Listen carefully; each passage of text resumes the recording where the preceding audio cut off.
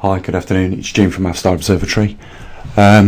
Just a little bit of a different video today. I know on the 17th we're usually pulling the data out of the trimag and the magnetosphere and adding that to the website. That will happen over the next few days. Big thanks as always to those of you that are supporting the channel. We've got still a long way to go to recover already just our losses this month, but you know, I'm not giving up. Hopefully something can change. It can't always be bad. What I wanted to talk about is the coronavirus and how it's changing things here in the UK, and I know it is already likewise changing things all around the world. America, Canada, Australia, New Zealand, etc., etc., you know, all across Europe. There is definitely something going on. Whether it is a coronavirus and is as bad as what the governments are telling us or not, it doesn't make any difference, because the policies that have been implemented regarding this pandemic are real and are taking effect on people's lives. One thing I have noticed here in the UK is property prices increasing when you'd expect them to decrease. You know, you'd think if there was a surplus of properties entering the market that there'd also be, you know, a reduction in the market actual property costs, but they're not. It's actually gone up by 5%. And what that tells me is that people are already aware and may have arrived already to the same conclusions what I have. And that is, you know, when there is a big reset or a currency change, what generally happens is a devaluation of the current currency to the new currency. So if you've got a currency where £10 is as a worth of £10, when the new currency comes out, it will be worth probably 50p, or if it's $20, it's probably worth $1. And what we might be seeing already is people already coming to that conclusion and arriving at that point where they know they have to change this currency into something actually worth something, and that could be property or land. You know, people need to live in a house and you need land to grow food, and those are the physical assets that you'd probably exchange a dying, dwindling currency into, so that, you know, when the reset has happened and the new currency is announced, at least you still have something which is as worth what the old currency was during the new beginnings of the next currency. And that could be why we're seeing a 5% increase in property values. Now, I would bet $1 that this isn't including, you know, exotic housing. So houses probably above £1 million wouldn't be probably the types of property that you'd invest big sums of money in. I think we've already seen, if we look in that sector of the property market, people already trying to dump those big valuable houses and, you know, spread that cost over more low value properties and living a more humbler lifestyle until things show some sign of equilibrium where things are beginning to get better. So for the poorer people who can't afford you know, property or land, what this means for you is that you're going to be expected to run round that wheel a lot faster when the new currency comes out, as is always the case. You know, if we go back 40 years, the male of the household, or the platonic family there where the male went out to work, the woman stayed at home, ran the house, is no longer the case today. And the reason for that is because the cost of living has increased that much, where it requires the woman now to go out to work also, and, you know, for those household duties to be shared equally upon the two of them, as well as the duties of bringing in the family income. And that's the reason why, you know, both parties now, during this next reset, if it does happen, I believe it's going to, are going to have to run round that wheel much faster. I mean, we're seeing some behaviour that we would never have probably even imagined would be upon us in 2020. If we were sat there back in 2019 just, thinking about such things, we would never believe that what we're seeing today would be happening. And there's not a lot we can do about it, because the governments, under the policies that they've introduced during this pandemic, have also included people not being able to protest decisions made by government, which pretty much means we are in a totalitarian state right now, under a tyrannical government, and most of the world is at the same time, because we cannot protest.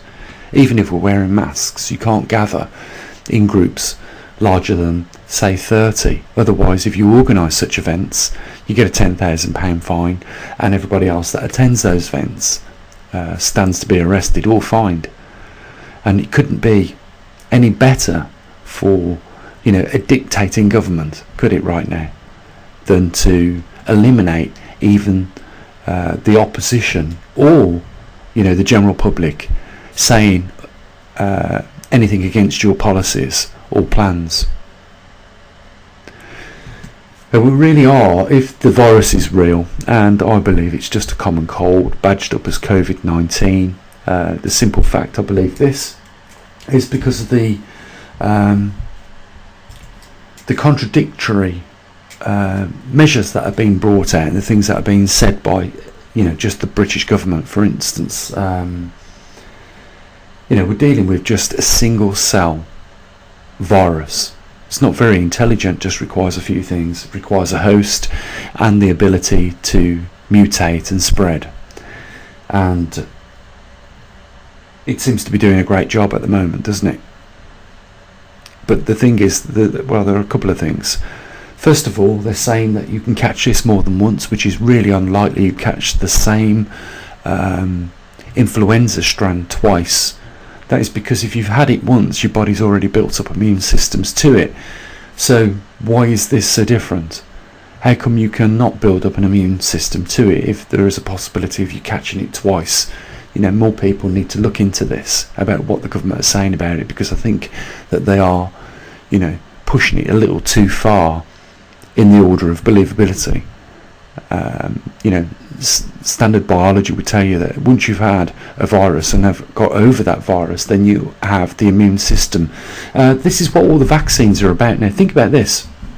You get vaccinated tomorrow for COVID-19, and according to what the governments have said about you, you're able to catch it twice, means that vaccine isn't going to work even if it's been created, doesn't it? Because if you've been given a vaccine, you've been given the dead antibodies of the actual virus that you're going out to inoculate yourself with. So if you can catch this more than once, it either means that there's more strains of this, or we're dealing with something completely new that we've never seen before in human history.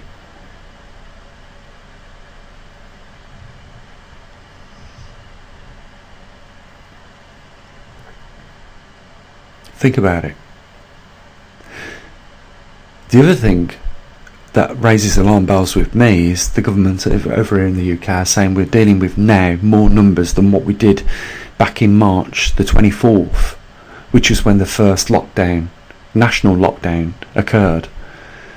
But the difference between the amount of people that are supposedly catching the coronavirus now, back in March 2020, is that the death rate is a lot less. Why is that? Why aren't people dying of the coronavirus as bad as there was back in March the 24th? And this raises, a lot of questions for me. And, I think, like I've mentioned in videos before, that the governments are aware that this isn't as bad as what it was first thought. And secondly, they are now running with this idea in order to achieve a certain criteria where they can reset global currencies.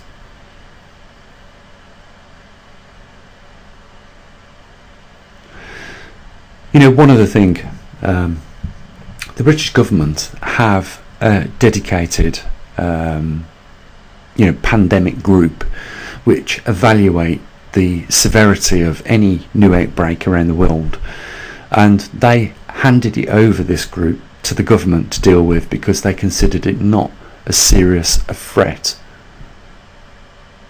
for their organisation to deal with. So you have to wonder what is going on. There is something being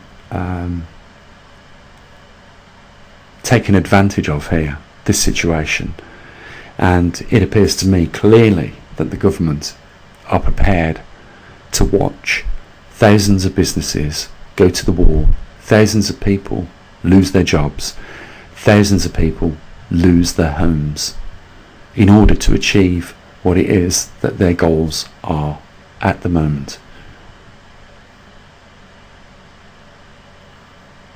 And there's not a lot of things that can be done about it. At the moment we're watching Manchester Mayor battle with the British government because he will not move his territory into a tier 2 state. And at the moment, I don't know if you're aware about the 3-tier system that we've got here to deal with the pandemic, but he's refusing to do that because there is a lack of support for businesses, people that are losing their jobs. We have, at the end of October, the furlough scheme ending, which is going to result in tens of thousands of people being made redundant at a time where it is encouraging those employers that can employ people to exploit the fact that there is a mass amount of people out there, highly skilled, that they can get away with paying bottom dollar for their labour and exploiting them under the minimum wage scheme, because if there is amplitude of people out there looking for work, then you can pick the best and you can pay them the least. Same with any other commodity around the world. When it's in ample supply, its worth is less. When it becomes a premium, its worth increases. And right now, labour is in ample supply, and as a result, you can pay the least for that, which is only going to make matters worse for everybody else. Some people now will have to take two or three jobs in order to keep the roof over their head. You can just imagine, can't you, working the last 10 years to keep the roof over your family's head, pay the mortgage, and etc., and then be faced with this right now. You're faced with a couple of options. Join the expansive queue waiting for social housing and cut your losses with your property now before it kills you trying to keep it, or I don't know really what the other alternative is for people. I don't know. Join, let's face it, there are 3 ways of earning money. You steal it, which a lot of people don't want to end up in jail or even take the risk to do. You go on benefits and put yourself in poverty street, because benefits do not even pay, as far as I'm concerned, and other people would agree, a livable amount of money. So you are going to put yourself in poverty and your family, or you work for it. And if the only jobs you can get are being paid minimum, then what does that say right now about our capital system, which is supposed to be the system that if you work for things you obtain, you are entitled to have more, simply because the fact you're earning more. What I'm saying is where is the initiative now to work when you're only being paid probably the same or even equivalent to people on social benefits? We're in a complete and utter state at the moment globally, and at times like this, the environment is the last that is given any thought to, and the planet is given any thought to. Times like this, people can't afford that luxury of thinking about the planet and protecting the planet, and as a result, the planet and the species on this planet will take the repercussions of all what is going on through human activity. So nothing will improve, and we could leave a legacy of destruction behind us as a result of what is taking place. And this is because the people that we've put in trust of making this world a better place, not just nationally for us or, you know, within our countries, you know, globally as well. You know, as stewards, we have the responsibility to, if not improve the world which we are, you know, given to look after, with the fact that we are the most intelligent species, but we have a duty also to leave this world in a better place for the next generation to come. And right now there is a slaughter of human rights and a disregard for, you know, human life and all the other freedoms that go along with that. That's where we stand. And most people aren't there yet, but if this continues after Christmas into the new year, I got a feeling that there could be massive rises in all of these countries around the world as a result.